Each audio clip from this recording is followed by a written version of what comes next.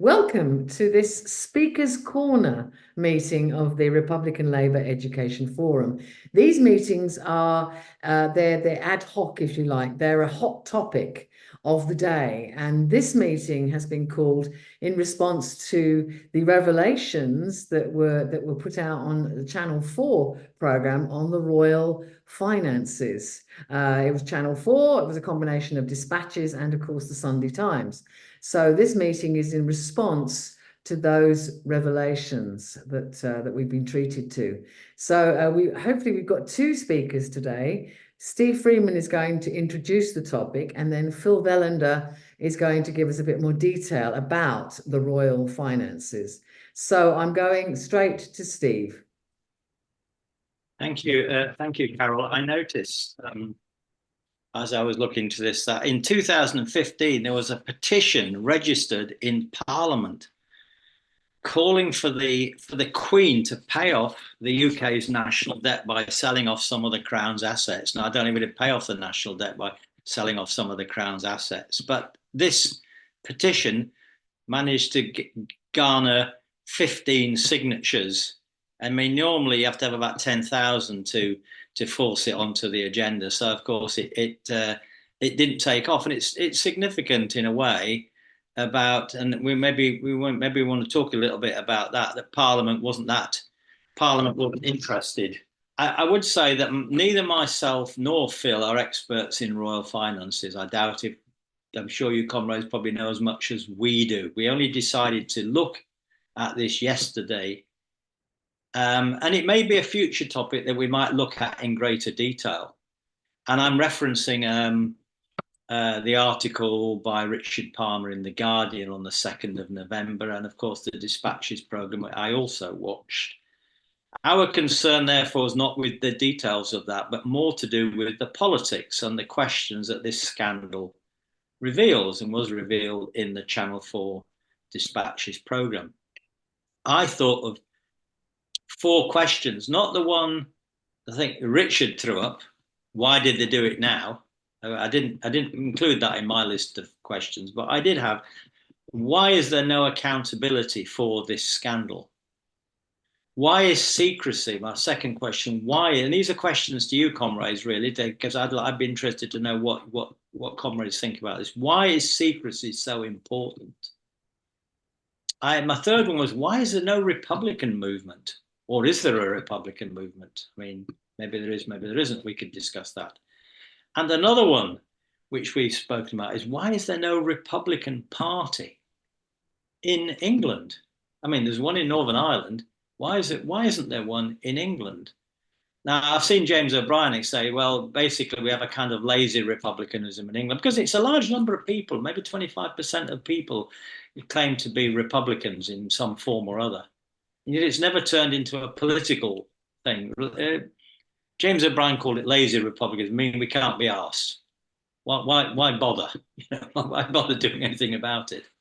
So I think those are questions that kind of spring into my mind.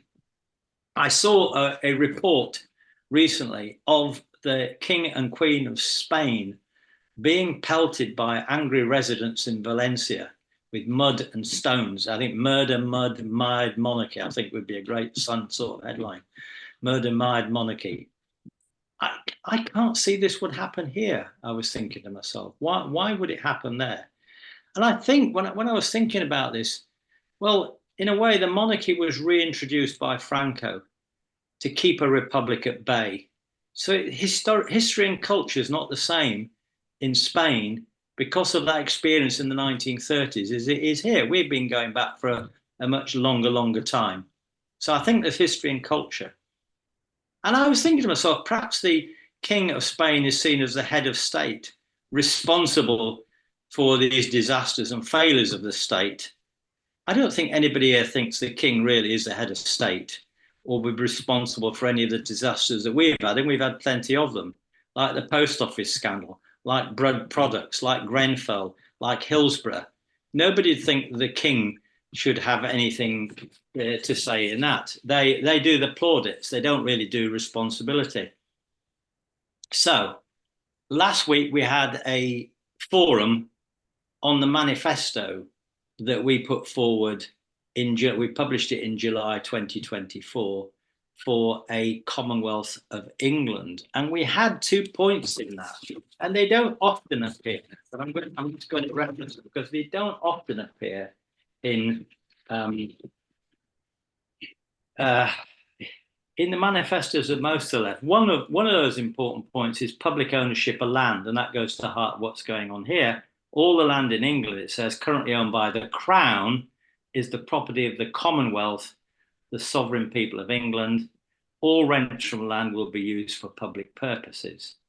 The use and distribution of land should be under the democratic control of local and regional citizens' assemblies, subject to the laws of Parliament, and so on and so forth. So public ownership of the land is something we've made very important in our politics. And then, of course, we also had a little bit where we say the Commonwealth will abolish all social distinctions and privileges of rank, and hence all titles such as King, Prince, Duke, Earl, Lord, and all orders of knights, members of the British Empire, honourable and right honourable titles. Every citizen, it says there, every citizen will have the same status under the laws of the Commonwealth. Now, the left doesn't tend to campaign typically on these questions. But anyway, I think if we have to trace this story back, the story begins, I think, in 1066 with the Norman conquest and the oath given by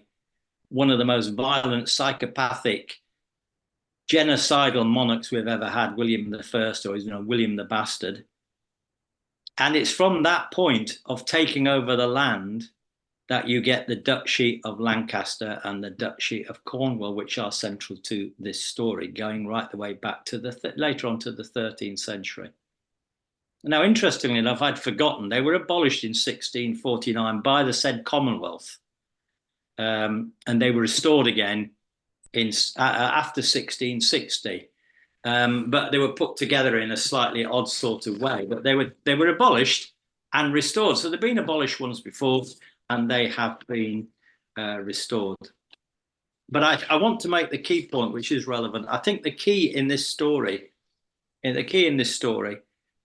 is the 17th century. This 17th century that redefined the relationship between the monarchy and Parliament and people. Some of the power passed from the monarch to the Parliament. But I think another important part of this is what I would say was the bifurcation of the feudal monarchy into monarch and the crown being the state, the crown corporation, something which has developed over the next 100 years. So the monarchy and the monarch and the crown in feudal times were the same. As a result of this revolution, they become different. Sometimes you can't think the monarch is the crown and the crown is the monarch. It's really quite confusing. Are we talking about the king, or are we talking about the crown as an institution?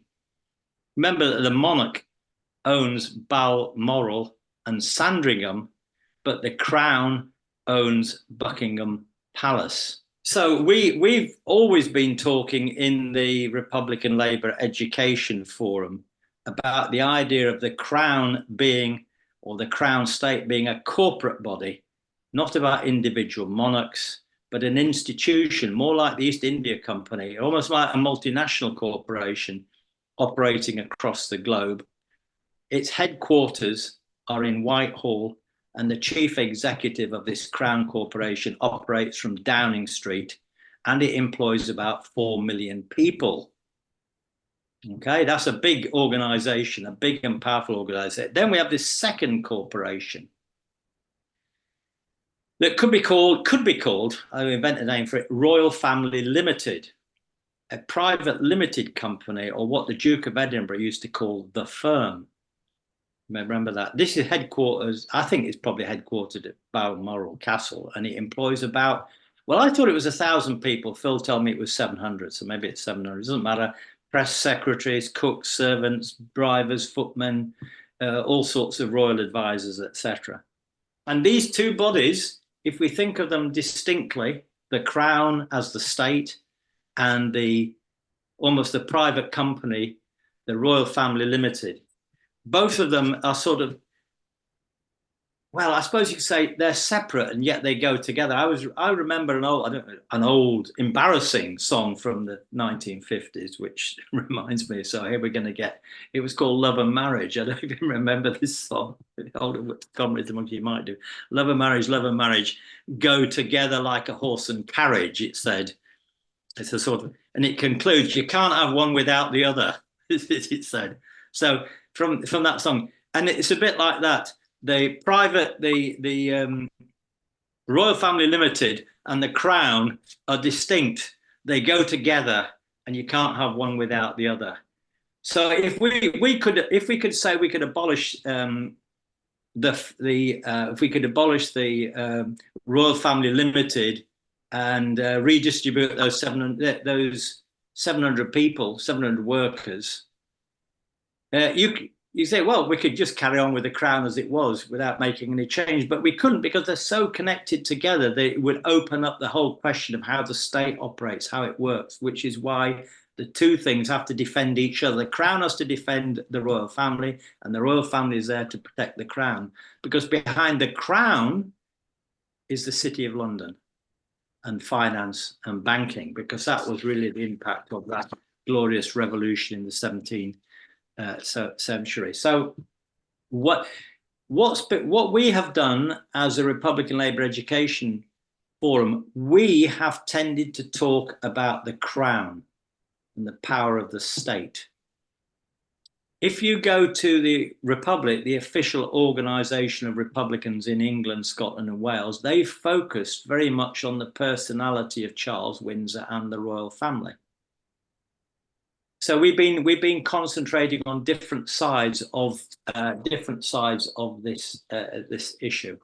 So today we are going to focus in the thing that we don't tend to focus on is the question of how the Royal Family Limited, how this private company is financed and how it makes its profits. So it seems it's making a lot of money from selling property to the Crown, you know, for schools, ambulances. That's all of that is reported out. I'm going to just put up, Carol, just to end on this point before passing you over to Phil. I did a little diagram, if I can do a little share on this, and my little diagram, if it works, will come up here. Royal Family Limited, the firm, and the first thing that I've got in there is I've got the Crown Estate Trust. All the profits go to His Majesty's Treasury from the Crown Estate Trust. A percentage of that is paid to the ASG. What is the ASG? The ASG is the annual sovereign grant, which pays for all the royal duties and the upkeep of the royal residences. All right. So the Crown Estate Trust is not, it is and it isn't really in the Queen's control, but all the profits from it go to there.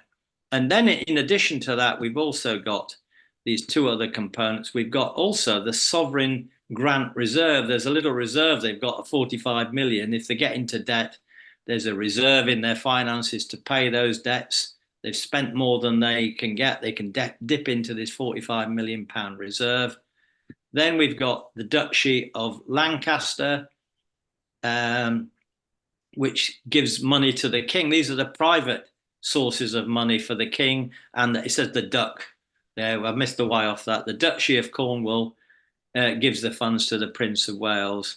And the last little point on here, we have the cost of security. Apparently, we're paying, the Met Police cover the cost of security for the monarchy, and that's about an estimate about 100 million pound a year is going to pay for the security of the monarchy. So I'm just putting that up just as we've got these different elements.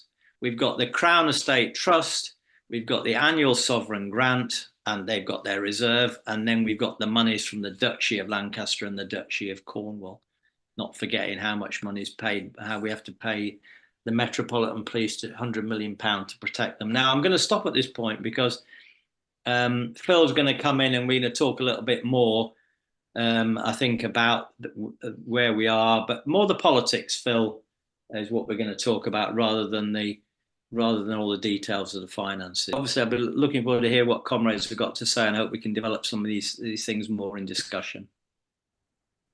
Showing that I was highlighting my royalty, as I represent the royal family in my speech, because they're obviously being pilloried here tonight, and I'm very disappointed with our lack of loyalty to the crown. I'm joking. Okay, so what I feel very strongly about all this is that it ties in with so many elements of this toy town nurse, what I call the nanny state, very literal nanny state, because we are essentially deferential to a chimera, to an illusion, to a complete fake. It's just something that's only been sustained through pomp, circumstance, and secrecy.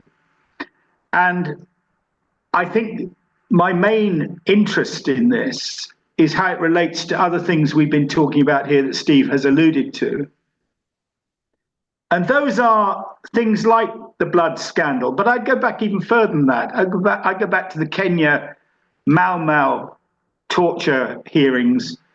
I don't know how many of you know about the Kenya uprising in detail, but just to let you know that it was Enoch Powell that actually blew the whistle on the torture camps in Kenya, ironically, as it later turns out. But he felt this was an outrage that was not worthy of our empire. And so he blew the whistle on it. And they were supposed to be given compensation. So there are two elements here. One is secrecy, and therefore they try and cover things up. And that's one of the functions of the crown. The other one is compensation never gets paid. They aim to see as many people dying off as possible. Now, this secrecy, one begins to understand a lot better if you look at that program that was on Channel 4, because the secrecy is absolutely fundamental to the survival of the royal family. Without secrecy, without the veil of that sort of strange, Shelley wrote a poem, Lift Not the Painted Veil, a different subject, but nonetheless, it's a good image, isn't it? They mustn't lift away the veil, because once they do, you see quite how outrageous, not just the money, that's the field of interest of Republic. The money, the personalities, the jollies, the wasted trips, all that stuff, that's Republic's business, because they're an anti-monarchist organization.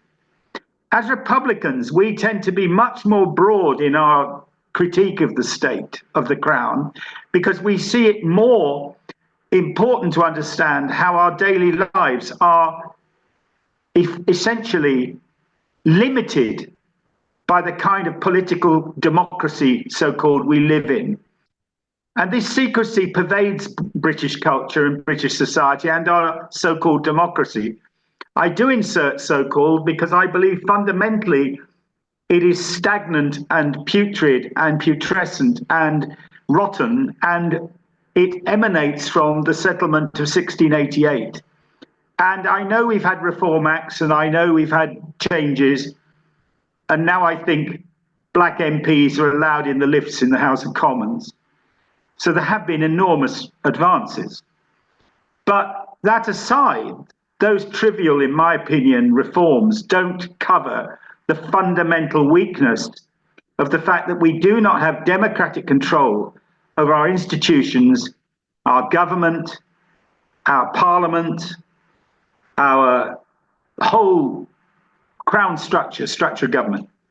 So this program is very much saying, and if you listen to what the gentleman said in it, and I 100% can agree with Republic and what it says in terms of its criticisms of the royal family, it's very valid, but it doesn't go far enough.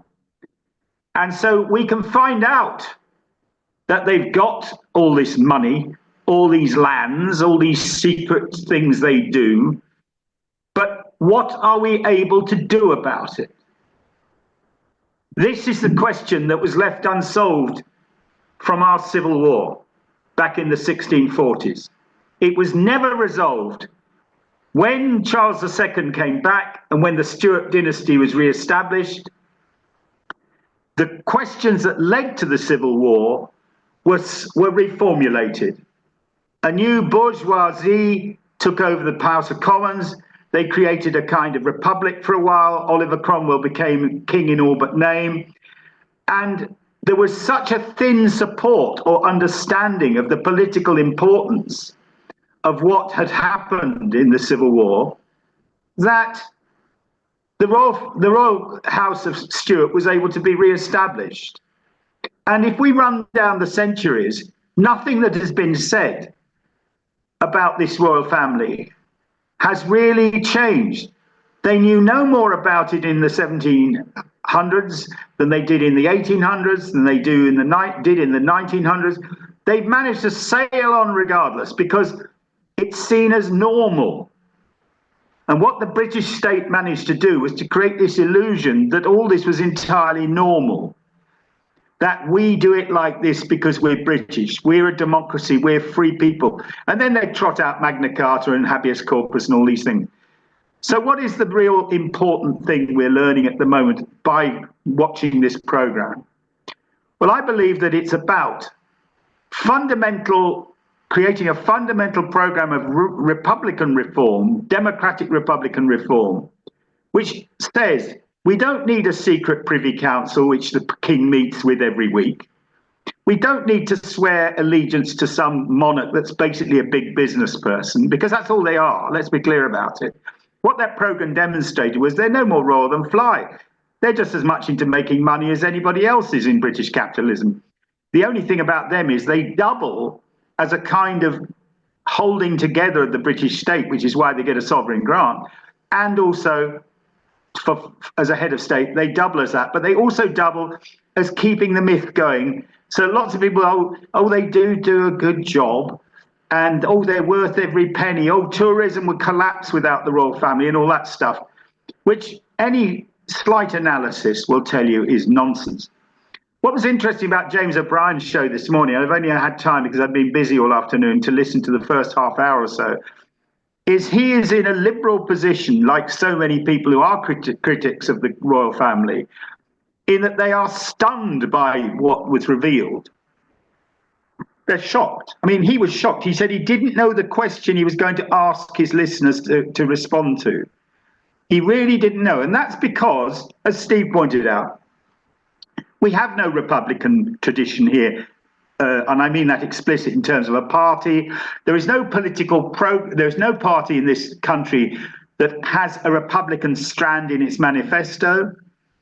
There's no party on the left that contains a Republican demand.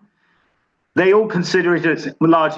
I'm here talking about Socialist Workers' Party and that lot. Certainly the Morning Star readers and all that. Yes, they say, well, after the revolution, blah, blah, blah. Yes, we're all Republicans. But Steve and I have tried to engage with the left on this, and we found it very difficult to get them to understand why the political of political economy, Marx and Engels, matters. Because that's the big thing that this is about. It's about the political of political economy. The left is economistic. The politics of the constitution, the fact we don't have a written constitution, we don't have proper democratic control of our parliament. Our parliament doesn't have any democratic control over the crown. The crown is the executive, but it's more than the executive in terms of ministers. It's that network of power that runs this country. It goes into the civil service, but it goes beyond that. Heads of big companies, they're part of the crown. The City of London, the Treasury, the Bank of England, that whole structure. We have no democratic control over that at all. Such is the thing that when poor old Rachel Reeves, who I have a great fondness for, because I think she's striving to do well, but just not very good at it, she comes into government without an idea of what to do. So and she makes this speech at the Treasury. One of the Treasury ministers stuffs a note in her hand, and it's basically a shopping list of cuts the Treasury wants. And at the top of the list was the £300 a year winter heating fuel allowance should go. And she just took it on because the Treasury knows better than you do. They defer to it. So the weakness of our democracy is the fact we are represented. We're not directly in control. We have to filter our politics through these MPs. Parliament doesn't directly control the Treasury or what it does. It tells ministers who are generally on the back foot because they just don't know enough about what goes on in the secret part of the state to be able to make intelligent decisions. And secretly, so they can come out and have this absurd budget.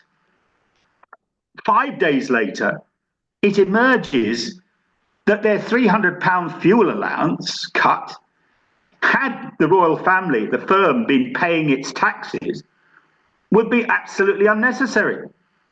Now, the question is, why will it never change, or probably not? Well, I think it comes at a price change in this case, because so much of this country's mythology is based on the royal family, the pomp and circumstance. But I'll go further than that. I'll also say fundamental to it is the honours system, which binds people to it. I mean, David Olusoga's taken an OBE, but loads of other people have. It's very hard to criticise the slave trade if you've taken order of the British Empire, in my opinion, but there you go. But he's not the only one. There are plenty of others. Benjamin Zephaniah said no to the honours. So did David Bowie, by the way. But the honours system serves to make people feel wanted as part of it all, because otherwise you're kept at a distance and the door is never really allowed to open. So, just quickly then, I just want to run through a couple of things. They have got feudal levies come from lands that were stolen in 1066. But they also charge to cross rivers, to fish off the coast. Our wind farms. Now, Charles is a great promoter of the green politics, and I'm very proud to say that I agree with him. I'm a fundamental royal family Green Party person. I agree with everything they say on that, except that they charge for us to use offshore waters for wind energy. And they make a hell of a lot of money out of that. Can you imagine it? Even better. What about the NHS? Well, they pay 11 million over 15 years. They pay to park their ambulances because they have to park them in a warehouse for ambulances for which they're charged. The Ministry of Justice pays William 1.5 million a year for the use or non-use, as it happens, because it's been emptied, of Dartmoor Prison. Now, I don't know about you, but this reminds me so much. I'm not going to list all of it. You can read it online, as Steve has pointed out, and I will send the link to the Times article, which you might want to have a look at, but it's behind a paywall, but you do get the opportunity to read one for nothing, so I'd advise you to do that. But the astonishing thing is that this is all sort of accepted. This nanny state, nanny being the monarchy, looks after us, makes us all feel happy. This nanny state is fleecing our public services, is fleecing our taxes just as much as every single one of those Tory leeches like ASOS, G4S, all that lot who run these. Because we don't produce anything in this country anymore. So the only way they can make money is by becoming parastatal capitalists. They leech off our state. So everything in the private health service, privatized part of the health service, that is the same sort of relationship to the Crown and us as taxpayers as Charles and all the royal family, or the firm, as Steve rightly calls it. So they are a private business, but they don't pay any tax. Or if they do, I mean, can you imagine if you got to the end of your financial year and you said to the Inland Revenue, oh, you know what, I think I probably owe about 5 and 6. Oh, no, that's old money. 11 shillings. No, that's old money. All right. You know what I mean. Let's say 40 pence. And the Inland Revenue said, well, I think you'll have to produce some paperwork for that. They don't have to bother. They're allowed to estimate their income tax. But I'm going to conclude here by just an example, because I think it's important to underline how little pressure Parliament can really bring on this. You know, you may elect Tony Benn, who was brilliant on the royal family, but he got no further on it either. But let me just give you this marvelous little piece here, and then I'll shut up and leave you guys, everyone, to talk about it. Just to say that Parliament, I'm going to read from the Times article. Parliament tried to scrutinise the two duchies, that's the Lancaster and Cornwall duchies. In 2005, a report by the Public Accounts Committee, chaired by Sir Edward Lee, recommended Charles, the Prince of Wales at the time, be stripped of his power to control the Duchy of Cornwall's affairs. Well, that didn't happen. So it was just a piece of paperwork. But during the hearings, this is what's interesting. During the hearings, Bertie Ross, Keeper of Records for the Duchy of Cornwall, was repeatedly questioned about whether he could provide a complete list of properties owned by the said duchy, so the royal estate could be scrutinised. There's a good word. To determine whether Charles was practicing the principles he preached to the public, i.e. about everybody paying up and looking after the environment, all that stuff. So Bertie was asked, I've used Bertie if you don't mind, we're quite pally. Will you make the information available about the investments in order that judgments can be made by you, me and third parties about what is ethical and sustainable? Because that's another thing, of course, is they invest in a lot of things that are actually not very good for the environment at all. And Ross responds, and this is typical of the mouthpieces. I don't know if any of you watched Sir Humphrey and all that stuff on BBC, but this is actually straight out of that. Yes, Minister.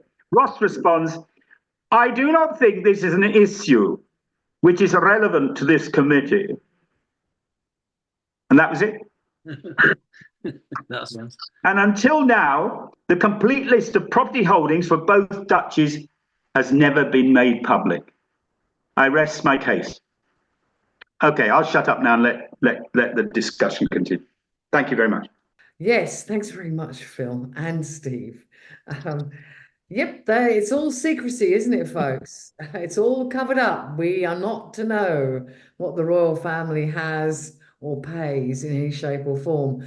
Tim's had his hand up first. So anybody else who'd like to ask a question or would like to make a contribution, please do raise your electronic hand and I'll bring you in. Tim. I think the Spanish have a much healthier relationship with their monarchy. I mean, they don't deserve to have a monarchy at all. It was abolished in the 1930s. Franco, of course, brought it back, but I think throwing lumps of mud and stones and things at the king and queen was a very good idea in the circumstances in which they find themselves. Now, we've had all sorts of disasters in the UK from time to time. I don't know, floods and things like that. Of course, the royal family don't normally show up until all the cleaning up has been done.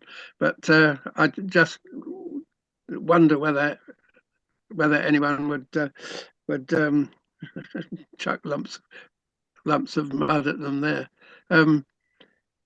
A few months ago, somebody threw a milkshake at Farage when he was electioneering, and that person got I think a suspended prison sentence just for doing that. So for doing that to one of the royals, I don't know if that would happen. More seriously, I did think that program was very informative. The very fact that the Duchy of Lancaster charges rent to the owners of the wind farms offshore but I mean, millions of pounds per year simply for the right to run their cables across the foreshore, because the Duchy of Lancaster owns every inch of the foreshore all the way down from the Lake District to Liverpool. So I guess actually, if you were ever to go for a swim at Blackpool, you could say you're trespassing on royal land. I don't think they would bother you for that. Well, I believe, opinion polls have consistently shown that 30% of the British population would like the monarchy to be replaced by a republic, and certainly everyone on here, I think, would agree with that. Let us simply hope that that we achieve this. And if we're thinking about what kind of presidency we want to have, because we have to have a head of state. I mean, Charles is the head of state, whatever we like to think, because you have to have a named person. It may be meaningless. The Swiss have a very good approach to this. If you are a member of the Swiss government, you're minister of this, that, or the other, you move up the ladder for 7 years until you become prime minister. After 1 year as prime minister, you move up automatically to president of the Swiss Republic, so the Swiss Confederation. And 1 year after that, you return to the back benches. So that is the sort of president that I would like to see. That's enough. I think I'd better let 1 or 2 other people have a rant now. So thank you very much. Thank you very much, Tim. I didn't know that. That's a really good system they have in Switzerland. Thank you for that. And also, I think it's very interesting that a fascist, Franco, brought back the king. I think that's very telling too. That was very important for him, because he had his government was actually only made possible by him balancing off the different competing forces, the monarchists, and then the rival claimants to the monarchy, the Catholic Church, the Youth Federation, and all the rest of it. It's quite a complex business. I don't want to go on about that. It would take until midnight, but yeah. But he created that monarchy to have someone to take over from him after he died, because he probably didn't trust any of his ministers to carry on his legacy. Interesting. I think we possibly need a whole meeting on that. Richard. Why not? Yeah. Good idea. Good stuff. Just to say a couple of little ironic points I missed. I love that.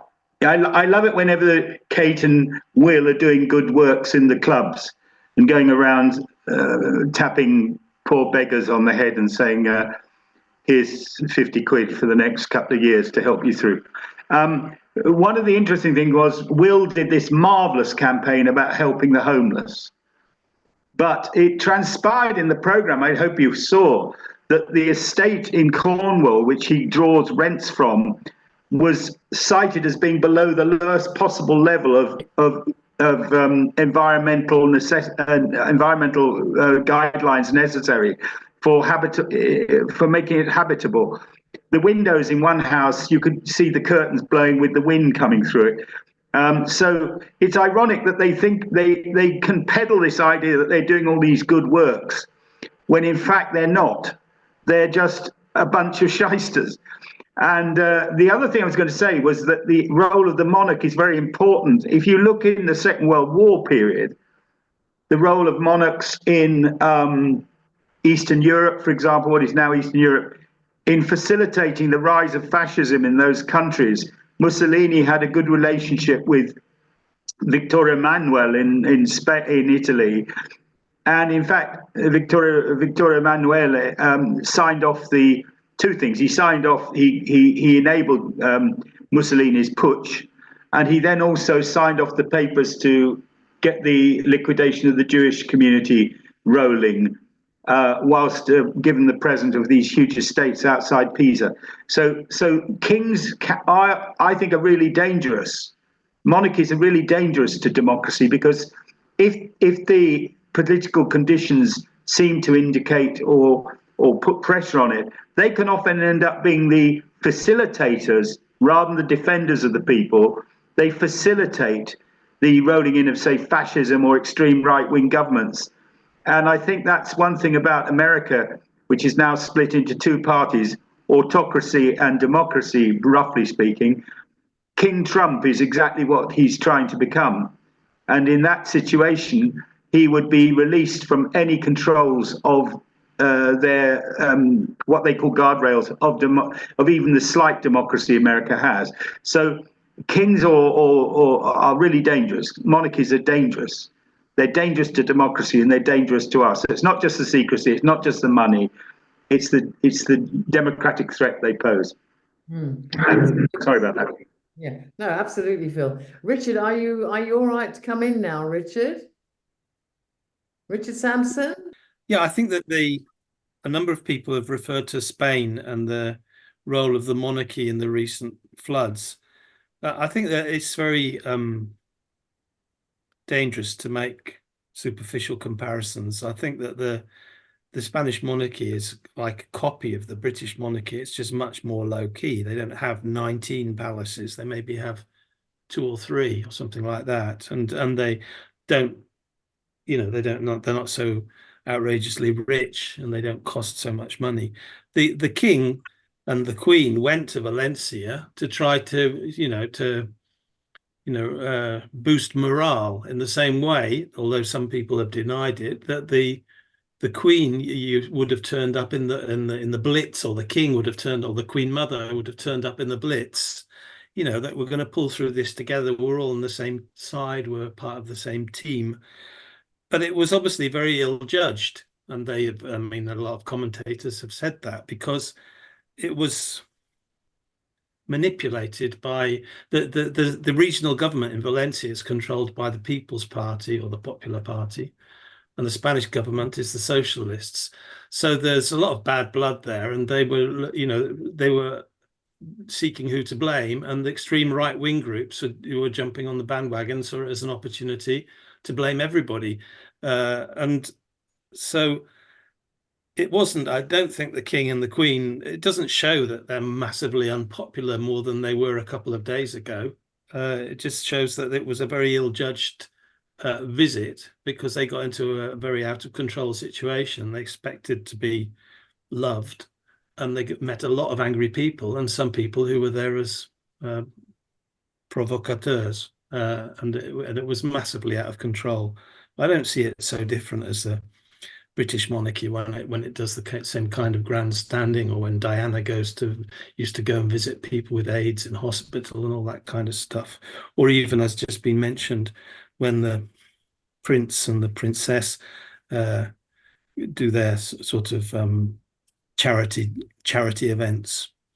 So I would say that. As for, I'm aghast at just a couple of other points. Yeah, I'm aghast at the people who are leading this agenda. People, well, James O'Brien, for example, I wouldn't trust him an inch. He's just what's called insultingly, but I think correctly, a shock jock. I mean, he's quite a pugnacious arguer, but he's absolutely appalling, and I'll never forgive him for all the crap that he'd said about Corbyn, in which he still insists that he was right about that. And then I heard, although I haven't seen it, that Margaret Hodge was one of the people denouncing the unaccountability of the royals. Well, I mean, anything that has got Margaret Hodge denouncing people is completely suspect. As far as I can see, I wouldn't go that way at all. And then I think Phil was talking about secrecy, and Carol said that, this is my last point, Carol said that secrecy was very important. I beg to differ. I think that we just look the other way. I mean, it's like saying that the fact that Trump is immoral and vile and unfit for presidency is a secret. It's not a secret. Everybody knows it, but there must be something compensating or some kind of make-believe in the national psyche that says, well, I mean, you can't say it's a secret when you see the coronation procession and you see the Cinderella coach and all that gold and all that ostentation of extreme wealth going down the street. There's no secrecy about it. It's absolutely in our face. And somehow the general public accepts it. It's just appalling. There seems to be no hope for humanity when people are so gullible and are prepared to accept such vile ostentation in the face of a world where there's still extreme inequality and suffering for so many. Thank you. Thank you, Richard. I really agree with you. Yes, yes. It's amazing, isn't it? The deference that people still show. Absolutely amazing. Conchita. Hello. I just wanted to say about Juan Carlos de Borbón, who was the king's father. He was actually a hostage of Franco and lived all of his, after the Civil War, lived all of his life in the same place as Franco as a hostage to guarantee that his own father wouldn't be in Spain, wouldn't return to Spain. He was exiled. So only when Franco died, after he supposedly felt that he was an acceptable heir after Franco's death, because he'd been trained long enough, and he had a military of officers behind him to keep that Franco's view of what Spain should be like. I must say, when I was in Spain, I was a child, so I wouldn't have been politically savvy, but everybody knew that the king, Juan Carlos de Borbón, the king's father, was a hostage. The current king is married to a woman from Valencia. So I believe she's a lawyer as well. So that goes together well with people who become prime ministers, people who lead ministries. Somehow they've got some professional professions in law or in accountancy related to money. The Duchy of Lancaster, our current chancellor was the head of the Duchy of Lancaster. I think you cannot become a chancellor in this country without getting that training. Had Corbyn been able to succeed in his wonderful ideas, economic ideas, it would have been, is it John McDonnell? He would have been the chancellor. And he would have made a fantastic chancellor, because I went to all the open public conversations that were being had at universities, at banks, at various government buildings. They were really discussing how to change the economy for the many, not the few, which was a very exciting thing about the prospect of a Corbyn government. So they had to kill that. It's the economy that killed Corbyn, because I think it would have been a breath of fresh air for the UK to actually have such open accountability and checks. And you're right, that's what we need in the UK. I don't necessarily think that the Spanish monarchy is less wealthy or less powerful. The Bourbon family is a very old family, connected to the French royal family, connected to Italian wealthy people. Spain ruled over Italy for many, many, many years. So there's that link between the Spanish royal family and European royal families, especially the French and some Italians. That's it. That's what I wanted to mention about, since I lived in Spain, and I understood that side of things from the Spanish point of view. Thanks Okay, very- that's all. Thanks very much, Conchita. Also very, very interesting. It seems that the people at the top, like the people who benefited from William the Bastard coming across to England and who still own so many pieces of land in the UK, it seems that that doesn't break, that doesn't stop. It carries on down the generations, and that has to be stopped, in my opinion. Phil's raised his hand again. Yeah, the point in response to Richard's point about all the froth and bubble, the ostentatious sort of wealth, that's all part of the society, the spectacle, as the Situationists called it. It's putting on a good show. It distracts. Now, most people know the last verse of Shelley's Mask of Anarchy.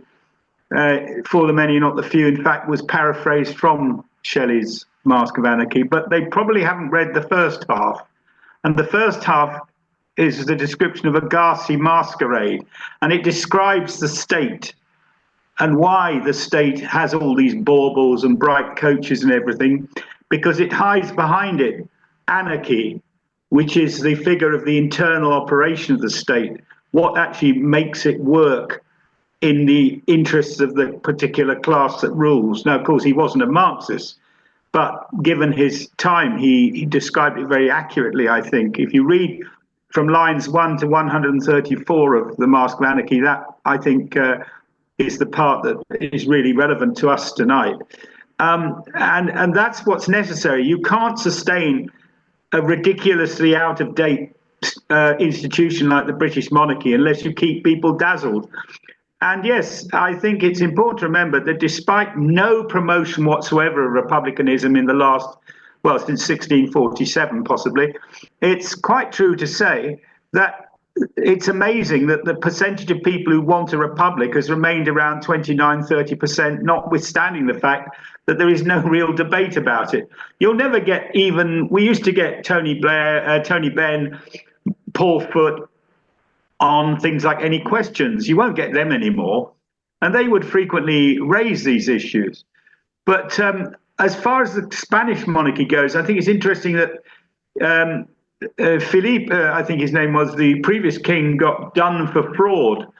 And I don't think you'll ever find the British state taking on the royalty, even if they discovered any fraud, which is why they probably think it's best to keep it secret. And, you know, this is really why the secrecy matters, because the less people know, the better. And the only way this ridiculous system can continue is if it's as closed off as possible. So have a look at Mask of Anarchy. That's a great study of a description of why we have all the coaches and horses and all that stuff. It's all part of dazzling you. And in fact, if you read the Diggers' song, 1649, they dazzle us with heaven and they damn us all to hell. That's the purpose of what you were describing, Rich, in my opinion. Absolutely. I love that.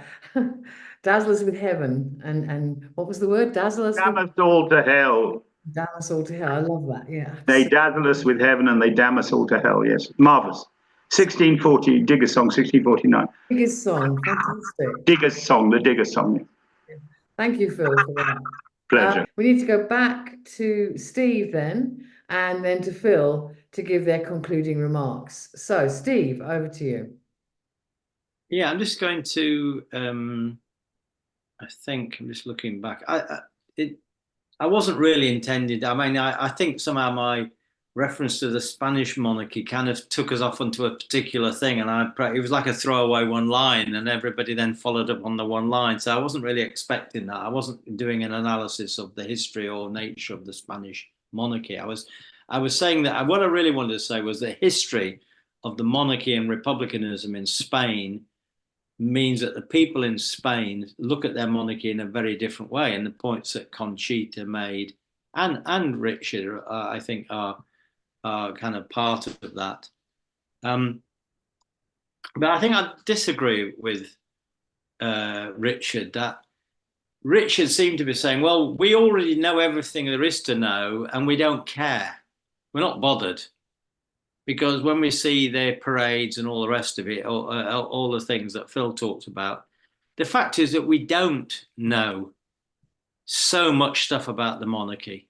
The fact that it is secret means that most of people are not totally aware. I mean, that is a revelation, what we found out just the other day, and it is not known. And Phil, I think, made the point that Parliament failed actually to get this information. Parliament failed, the select committees failed to get this information and make it public. And it's secret for a particular reason. The monarchy isn't secret. Yeah, we can see them parading around, as Richard said, in the streets. It's not that the monarchy is a secret. We didn't know it was there. We know the monarchy exists. We know all the propaganda about it, but we don't know the real nature of that monarchy. We're surprised to find out that it is a capitalist monarchy, that it exists not just for show, it also exists to make profit. And it's doing a pretty good job of making profit out of the property that it owns. And we don't know that. We think it's just sitting in castles and turning up and going on show. But it's not. It's a business. The monarchy is a business that doesn't pay taxes, doesn't pay its proper share of taxes. And it's not and its activities are not subject to proper scrutiny, given that we are financing it. We say the general public accept it. Well, I think Phil's made this point before. 30% of people don't accept the monarchy. But the real thing is that that 30% hasn't been turned into anything political. But nobody's tried to say, well, let's organise a party that would actually campaign to get rid of the monarchy and establish a republic. That is something that hasn't happened. The Corbyn movement never did that. And this goes back to, I think, to Conchita's point, really. The problem for John McDonnell is if he had become Chancellor of the Exchequer, he would have become the prisoner of His Majesty's Treasurer. And they would have shaped what he was going to do. So I think that the problem is not the economic ideas, but it's the political power. Who holds the political power? And how does that political power operate? And I think in a popular cultural way, Yes Minister tell us how it really works in many ways. If you've seen that comedy program, it really shows how the Crown actually operates to ensure that nothing really changes all that much. So I think that's possibly maybe all I want to say is that it is, I think, I'll maybe finish on this point. There is a crisis of democracy in England. And that crisis of democracy, because we have a constitutional monarchy, that crisis of democracy must draw the monarchy into public discussion about what it's for, what its role is, and how it's going to function, and how do we function in relation to it. And I see this little scandal that we've had coming to light is part of the crisis of the British monarchy after the Queen has gone. After we've seen Harry and Meghan, we've seen the Duke of York and his scandals, and now we're seeing this. It's all part, I think, of a questioning of what role, what kind of constitution, what kind of monarchy we've got. So I just think we will see. It's part of, I think, something that is going to get worse before it gets better. I'll finish there. Yes, I think the real point is, how can we get the message through to people? How can we get rid of this ridiculous deference to this family who are perpetrating all kinds of frauds upon us, the people? How do we get that message across? That's the real point. Phil, I'm going to ask you to come in and give your... Okay, I'll be as brief as I can. Couple of things. Republics aren't presidential republics. Democratic republics are not presidential republics. It's not merely just changing the head of state and saying you've got a republic. That's not what we're about. If you analyze America, it was started by a class of slave owners who founded it with the express intention of maintaining slavery. In fact, it was the guy who wrote the Age of Reason. Tom Paine. Tom Paine, sorry, who you should all visit the Red Lion pub in Islington, because he wrote the second part of that in there. And I raised a glass to him 2 weeks ago. I just saw it. I didn't know about it. Anyway, Tom Paine told them very prophetically, he told Jefferson, all of them, he said, if you don't get rid of slavery, you're going to end up in trouble, because this is a state of iniquity that cannot endure without conflict. And he was right. They didn't do it, and they paid the price with the Civil War. So not a presidential republic, that's not what we're after. But you look at our country in relation to the rest of Europe, and even though France is almost a king, if you look at how Macron behaves and everything, and the Prime Minister, they have almost untrammeled power. So even France, they have a notional idea of being citizens, of being part of a democracy, however notional and ridiculous it is. It's not a democracy, really. It's a huge mess, and it needs another revolution probably. But that's the kind of thing I notice, how backward we are in Europe. And everyone who wants to go back into Europe, well, I think what we could start by doing is modernizing our own state before we start trying to move into Europe. And I think there are a lot of things which we could do. I think this 30% is a very important element. We need to start to talk about the 30% of people, and to explain that being anti-monarchist is a good starting point, but it's never going to be enough. And the last thing I'll say is, why is this program so important? It's lifted the lid on an institution that ran the slave trade in the late 17th century, that set up the royal finances of the Royal Africa Company and made money out of human misery. And although it stopped doing that formally in the mid-18th century, much of its financial viability was based, like much of the ruling class of this country, was based on the appropriation of other people's lives and the exporting of human beings, 10 million of them, across the Atlantic. And they are fighting tooth and nail now. And notice how Starmer, that great standard bearer for human rights, I'll not hear a word said against him.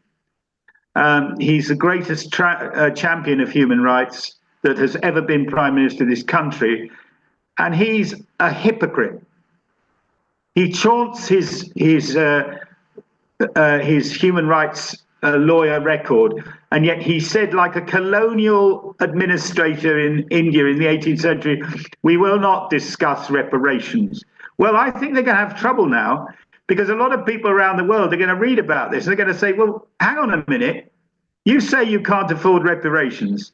Okay, we don't expect the royal family to pay it all, but you can't complain about not having made money out of it. And you can't complain that you haven't got money to pay something towards it. And if you don't pay something towards it, to at least recognize, not with some feeble apology like they made, or non-apology like they made in Kenya last year, or in the Caribbean, with William in his Land Rover dressed in white garb. Fantastic image of neocolonialism. But you can do something about reparations. And I think it's opened a can of worms, this thing on Channel 4. And I think now is the time we need to push for a republic, but a real Republican movement, demand that left people start to consider it, and demand that we really push and help push the question of reparations for the slave trade. Because I think they've got a very, very difficult time now saying, oh, I don't think we can afford it. I'll leave it there.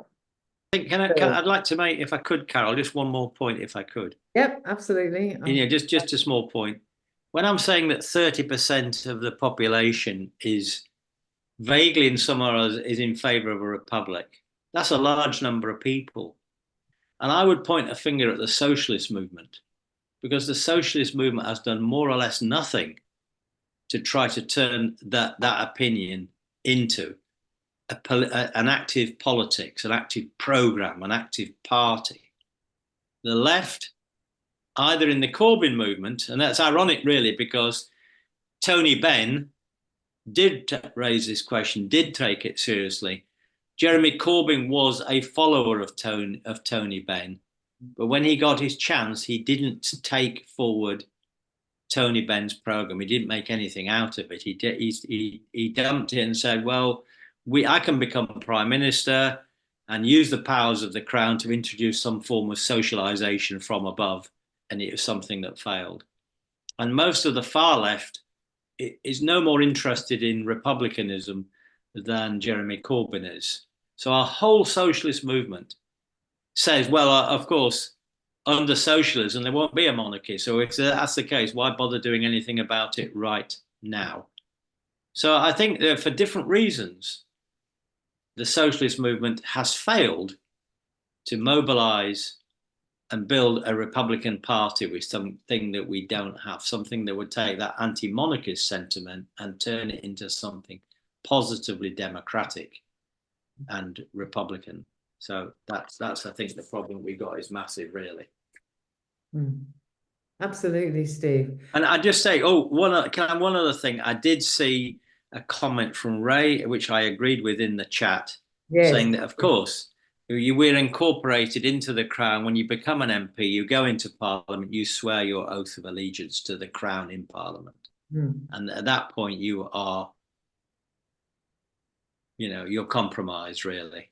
Absolutely. And if Corbyn had ever become the Prime Minister, that compromise would have been even more than the one he made when he joined the Privy Council and swore his oath of allegiance to the Queen, which is what he did in 2017.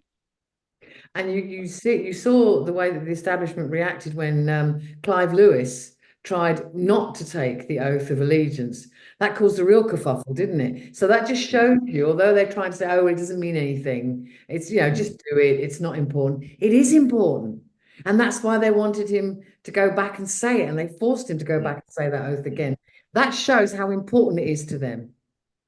And that. Well, I mean, just to add to that, Carol, Tony Benn in his book says that we don't understand our constitution, and that the oaths that you swear to the Crown are absolutely central, because these oaths are legally binding oaths.